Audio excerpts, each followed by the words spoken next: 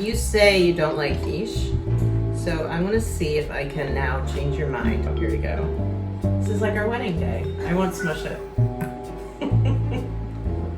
Very light, and it's very, I wouldn't even say creamy. You can definitely taste the dairy, maybe double the bacon in the recipe, turned it into the bacon lover's quiche. But it's really great. I'm definitely excited about having some for dinner. Yay! Oh, you'll eat it? Happy to report that Julia's legacy lives on in our house.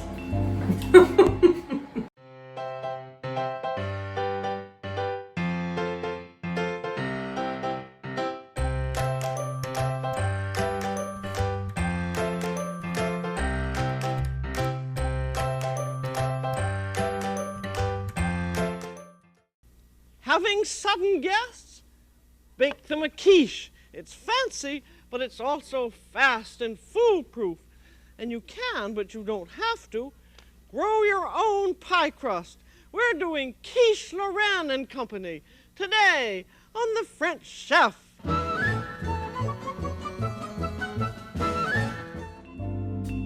Hi, I'm Amy Traverso, Senior Food Editor at Yankee Magazine and co-host of WGBH's Weekends with Yankee. And I'm really happy to be kicking off the first You and Julia at Home episode with you now.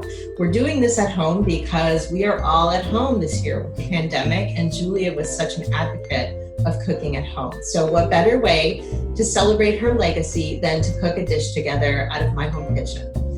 The dish I'm making for you today is Quiche Lauren, which is a favorite dish of anybody who likes bacon. And actually, this dish was voted on by the staff at GBH as the dish they most wanted to see in this first episode. So let's get started with the cooking. I have Julia's recipe here in front of me. This is my copy of Mastering the Art of French Cooking. I got it from my mom. It's quite old. There's tape on the binding. I love this book. It lies flat when I open it, which is something I really appreciate. One thing I was interested when I first looked at this recipe is Julia's original instruction is to sort of par cook the bacon in water, to kind of simmer it for 5 minutes in water. I tried it out in the first Quiche Lauren that I made, and I didn't feel like it made enough of a difference to justify the trouble of doing it. So I'm going to skip that step, and I'm just going to cook this bacon over medium heat. So I'm going to just give this about 5 minutes. I'm kind of moving it around until all the fat renders out and it's nice and browned and crisp. You know, we talk a lot about self-care now in this age, and this is a really great form of self-care.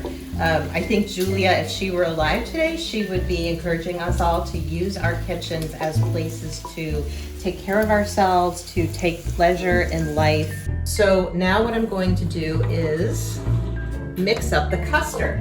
So I've got three large eggs in this bowl, and I'm going to add, I've got about 1 3/4 cups of half and half. This is another Julia thing. She often gave ranges in her recipes. And when you see that, don't let it stress you out. It's not Julia trying to flummox you. It's Julia saying the recipe's gonna work whether you use 1 1/2 cups of cream or 2. It means that this is a flexible recipe. It's not so precise. Okay, so we've got eggs and cream, and now all we need is a 1/2 teaspoon of kosher. Well, I'm using sea salt. If you're using kosher salt, use a little. The grains are bigger, so you want to use a little bit more salt. I would use 3/4 of a teaspoon, and then just a pinch of pepper. I'm going to do 2 pinches because I really like pepper, and then a pinch of nutmeg. Again, I think I'm doing 2 because I like those flavors. So I'm going to pull out, now earlier today I baked off a pie crust. This is my personal preferred pie crust recipe.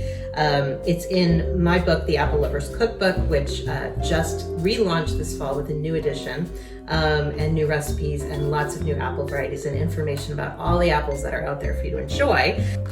And this, what I did here is something called baking the crust, which means I baked it enough of the way so that it set, but not all the way so it was fully brown, because it's going to bake again in the oven. Okay, and now I'm going to pour the custard mixture over my bacon.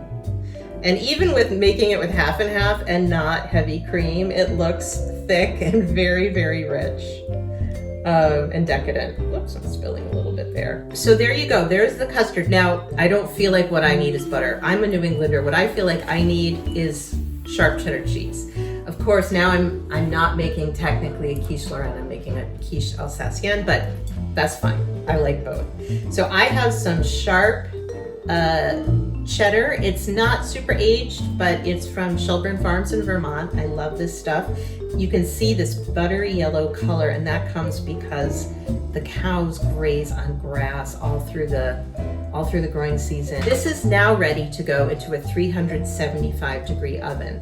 Julie's instructions say 25 to 30 minutes, but I found I needed more time. I put the quiche on the bottom of the oven on the lowest rack. I like to do that because being close to the heat source will help the bottom of the crust brown properly and get crisp instead of soggy. But here's my quiche Lauren with a little bit of a New England adaptation of some cheddar on top, and then I just sprinkled some chives from my garden over the top because a little bit of, when you have a round brown thing that you're cooking, it's nice to add a little bit of color. So I think it looks so delicious.